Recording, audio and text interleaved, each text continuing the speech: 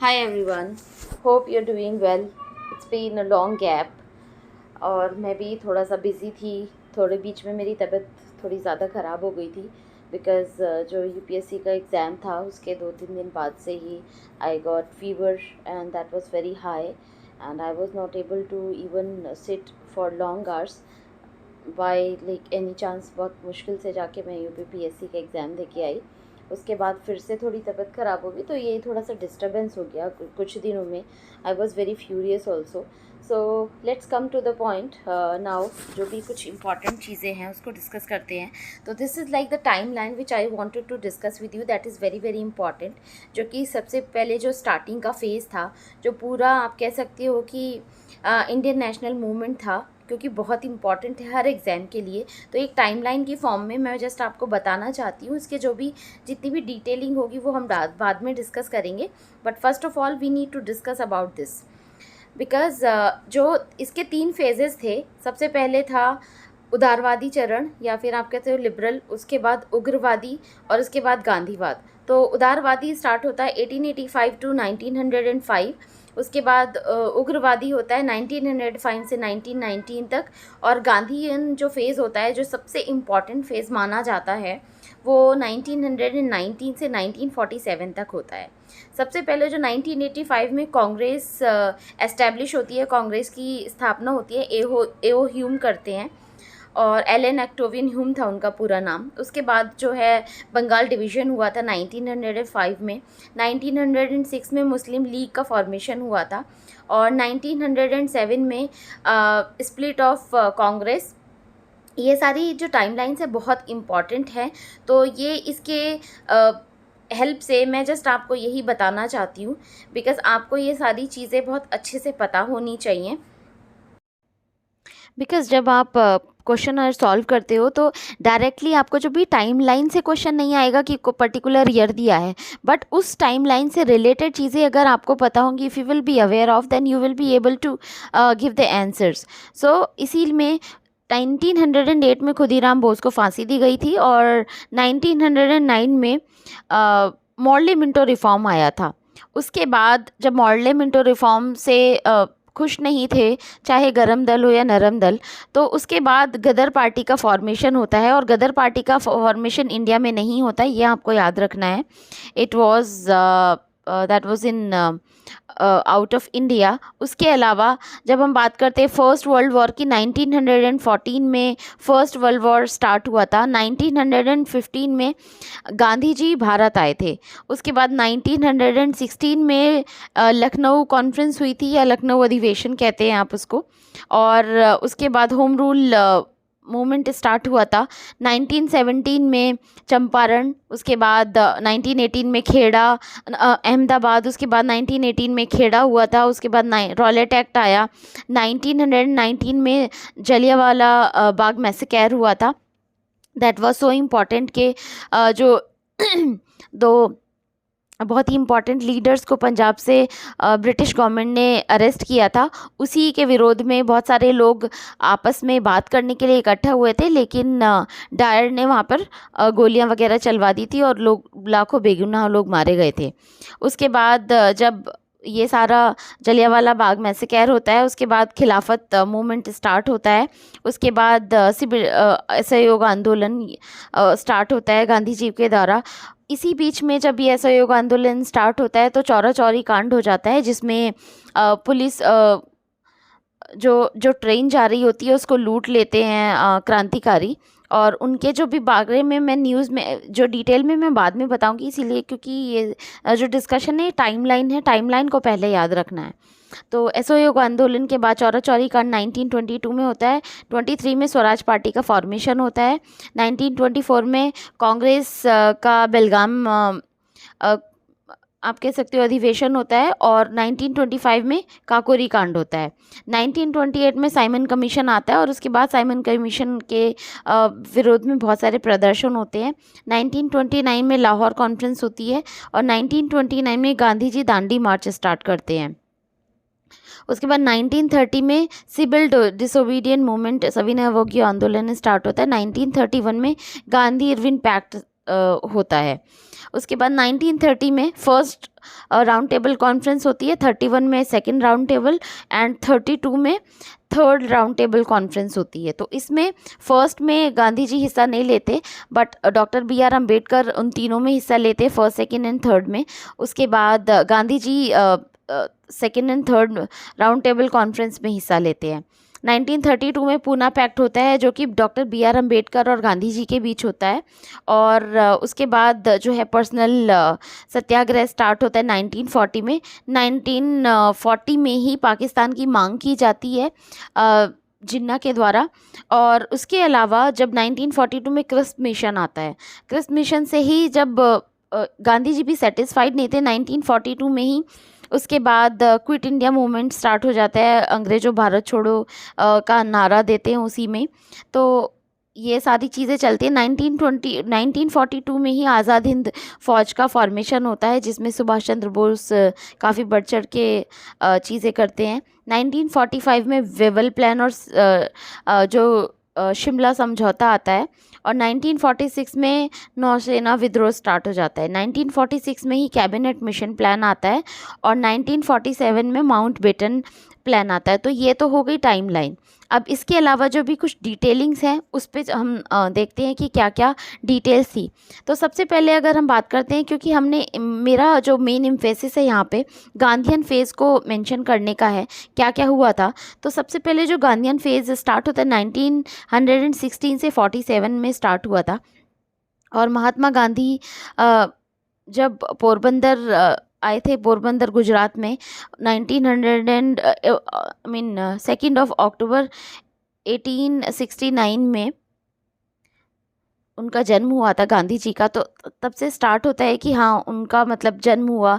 उसके बाद वो साउथ अफ्रीका गए, वहाँ पे उन्होंने काफ़ी सारा कुछ काम किया, रिफॉर्म किया। 1915 में वो इंडिया वापस आए। और जब वो इंडिया वापस आते हैं तो गोपाल कृष्ण गोखले, जिनको वो अपना पॉलिटिकल गुरु मानते थे, उन्होंने बोला था गांधी जी से कि अगर आप एक्चुअली रियल इंडिया देखना चाहते हो और लोगों की मदद करना चाहते हो तो सबसे पहले तुम्हें गांव की तरफ मूव करना होगा। 1 साल प्रॉपर भ्रमण करो पूरे इंडिया में, तब जाके तुम्हें समझ आएगी कि इंडिया में जो भी लोगों की परेशानियां हैं, किस किस परेशानी से लोग जूझ रहे हैं, और किस तरीके से जो ब्रिटिश गवर्नमेंट है, लोग परेशान हैं और ये डिक्टेटरशिप चल रही है, इंसानों को इंसान की तरह ट्रीट नहीं किया जाता। तो ये सारी चीज़ें गांधी जी ने एक गांव दूसरे गांव बहुत पूरा 1 साल तक ये सब भ्रमण किया। उसके बाद उनका जो फर्स्ट आप कह सकते हो कि सत्याग्रह था, चंपारण से स्टार्ट होता है 1917 से। फिर उसी में आप इसको जो शॉर्ट फॉर्म है केक से स्टार्ट कर सकते हो। सबसे पहले चंपारण, उसके बाद अहमदाबाद 1918 में, उसके बाद खेड़ा, और उसके बाद रॉलेट एक्ट आता है 1919 में। रॉलेट एक्ट में commission was setup under the presidentship, और ये सारी चीज़ें होती है। उसके बाद 1919 में ही जलियांवाला बाग मैसेकर हो जाता है।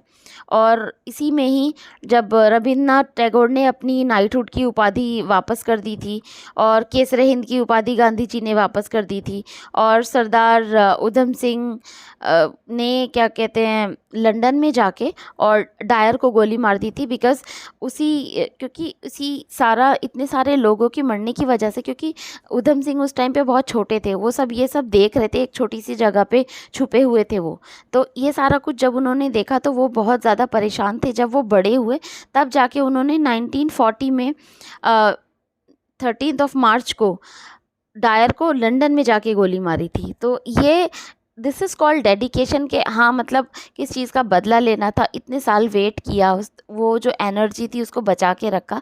सिमिलरली ये हर चीज़ के साथ होता है कि जो भी राइट टाइम है हर भी चीज़ के लिए, तो एक सही टाइम होता है, तो उसी टाइम पे अपनी एनर्जी को अच्छे से लगा के और हमें अचीव करनी चाहिए चीज़ें। खिलाफत मूवमेंट स्टार्ट होता है 1919 में, और ये ही पूरी टाइमलाइन चलती है आगे। और उसके बाद चौरा चौरी इंसिडेंट हो जाता है। सिग्निफिकेंस इसके जो भी नॉन कोऑपरेटिव मूवमेंट के थे, 1923 में स्वराज पार्टी का फॉर्मेशन होता है, जिसमें आप कह सकते हो suspension of the non cooperative movement lead to the split within the Congress. और ज्ञान गया सेशन स्टार्ट हो जाता है। इसी में Motilal Nehru and Chittaranjan Das founded a separate group within the Congress known as the Swaraj party 1 January 1923 को, और साइमन कमीशन स्टार्ट हो। सो साइमन कमीशन 1927 को स्टार्ट होता है, और द एक्ट इज स्टार्टेड, जो भी पूरा जो प्रोसीजर था 1919 included a provision for its review after a lapse of 10 years. However, the review commission was appointed by the British government 2 years earlier of its schedule in 1927. तो ये सारा जो भी साइमन कमीशन आता है, 2 साल जो कहने से 2 साल पहले ही इसको लागू कर दिया जाता है, उसी की वजह से। और उसके जो चेयरमैन होते हैं जॉन साइमन होते हैं।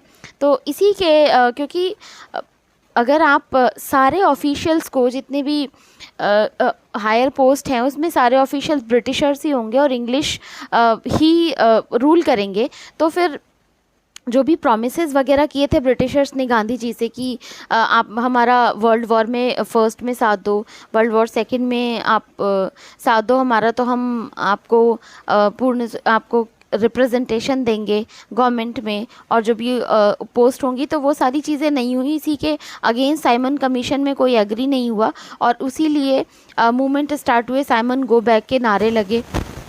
लाला लाजपत राय काफ़ी ज़्यादा इंजर्ड हो गए थे इसी ड्यूरेशन में, और उसके बाद तो जब वो इंजरी काफ़ी ज़्यादा हो गई थी, तो उसके बाद उनकी डेथ भी हो गई थी। तो इसी वजह से ये जो मूवमेंट है काफ़ी ज़्यादा तूल पकड़ गया, और लाला लाजपत राय की डेथ भी हो गई थी। इसी की वजह से भगत सिंह काफ़ी फ्यूरियस हो गए थे, और उन्होंने सॉन्डर्स की मर्डर कर दिया था। तो उसके बाद आती है नेहरू रिपोर्ट। बिकॉज जो जितने भी आप कह सकते हो कि जितने भी लिबरल्स थे, या फिर दो दल थे, एक नरमपंथी और एक गरमपंथी। तो जो नरमपंथी थे वो उनका था बैगिंग एंड प्लेज करते थे कि हाँ आप ये दे दीजिए, आप वो दे दीजिए। तो हर चीज़ में होता है ना कि कुछ चीज़ें अपने हक़ के लिए लड़ना पड़ता है, हमेशा बैगिंग से काम नहीं चलता। तो ये ही चीज़ें, इसीलिए कॉन्फ्लिक्ट था नरमपंथी और गरमपंथियों के बीच में। और उसके बाद जब नेहरू रिपोर्ट आती है, तो उसमें भी बहुत सारे इवन नेहरू जी भी उसके लिए रेडी नहीं होते। तो ये सारी चीज़ें चलती हैं। राउंड टेबल कॉन्फ्रेंसेस होती हैं, फर्स्ट राउंड टेबल कॉन्फ्रेंस होती है, सेकंड होती है। तो फर्स्ट में तो गांधी जी पार्टिसिपेट नहीं करते हैं, बट उसके बाद जो हायर ऑफिशियल्स थे वो कहते हैं कि अगर आप सोचिए ना कि कोई हायर ऑफिशियल्स है और फर्स्ट राउंड टेबल कॉन्फ्रेंस इतनी इंपॉर्टेंट है, गांधी जी वहाँ नहीं गए, तो फिर रेपुटेशन जो ऑफिसर्स की थी वो भी स्टेक पे थी। उसके बाद सेकेंड राउंड टेबल कॉन्फ्रेंस हुई, तो उसमें गांधी जी ने पार्टिसिपेट किया, और 9 मार्च 1931 को गांधी इरविन पैक्ट हुआ। थर्ड राउंड टेबल कॉन्फ्रेंस हुई। उसके बाद जब उनकी ये बात नहीं बनी, बिकॉज कम्युनल इलेक्ट्रोलेट की भी बात होने लगी, और उसके अलावा जो डॉक्टर बी आर अम्बेडकर थे, उन्होंने एक पर्टिकुलर रीजन की बात करी कि जो डाउन रिडन सेक्शन है, या फिर आप कह सकते हो कि जो अनटचेबल्स हैं, बैकवर्ड क्लासेस हैं, तो उनको जो भी जितनी भी आप कह सकते हो कि इक्वलिटी से ट्रीट नहीं किया जाता था, एज अ ह्यूमन ट्रीट नहीं किया जाता था उनको। तो इसलिए उन्होंने बोला था कि हमें एक अदर लाइक हिंदू कास्ट से अलग करके एक अलग रिप्रेजेंटेशन दिया जाए। तो उसके लिए गांधी जी बिल्कुल भी रेडी नहीं हुए, और इसी बात का कॉन्फ्लिक्ट था गांधी जी और डॉक्टर बी आर अम्बेडकर के बीच में। उसके बाद स्टार्ट होता है national movement, that is like second world war के ड्यूरेशन में। क्योंकि गांधी जी ने ब्रिटिशर्स के कहने पे ही इंडियंस को या अपने लोगों को बोला था कि आप पार्टिसिपेट करो, तो शायद जो अंग्रेज़ हैं ये बात समझ जाएंगे। लेकिन जो भी प्रोमिसेस थे वो स्टिक एंड कैरेट वाली पॉलिसीज़ थी, उसके अगेंस्ट कुछ भी प्रूफ फ्रूटफुल नहीं लगा। तो इसीलिए गांधी जी भी अनहैप्पी थे, और उसके बाद ही सेकेंड वर्ल्ड वॉर के टाइम पे ही नेशनल मूवमेंट स्टार्ट हुआ। बट उधर ब्रिटिशर सोच रहे थे कि अगर हमें हेल्प मिल जाती, बिकॉज इतना ज़्यादा डिस्टर्बेंस हो जाती है, सेकेंड वर्ल्ड वॉर में काफ़ी ज़्यादा नुकसान भी हुआ था। तो उसके बाद अगस्त ऑफर आता है। अगस्त ऑफर में भी कुछ ऐसी चीज़ें नहीं थी। उसके बाद इंडिविजुअल सत्याग्रह स्टार्ट होता है, और इंडिविजुअल सत्याग्रह के बाद जो भी टाइमलाइन में ये सारी चीज़ें आती हैं। 1943, उसके बाद 1944 रामगोपालाचारी फार्मूला आता है, 1945 में वेवल पैक्ट आता है, 1946 में जितने भी मल्टी लेयरिंग मूवमेंट्स होते हैं, 1946 में फॉर्मेशन ऑफ इंटीम गवर्नमेंट आती है, 1947 में अपॉइंटमेंट ऑफ माउंटबेटन। तो ये सारी चीज़ें जो टाइमलाइन है ये आप एक बार देख लेना। ऑल्दो हिस्ट्री आपकी ऑलमोस्ट आपने कंप्लीट कर ली होगी, but it was just the timeline कि आपको जो चीज़ें मैं शॉर्ट फॉर्म में हेल्प कर सकती हूँ वो करने की कोशिश कर रही हूँ। I hope you like the video, please share and subscribe the channel. Till then, thank you so much guys, and take care, study hard and try to help others also.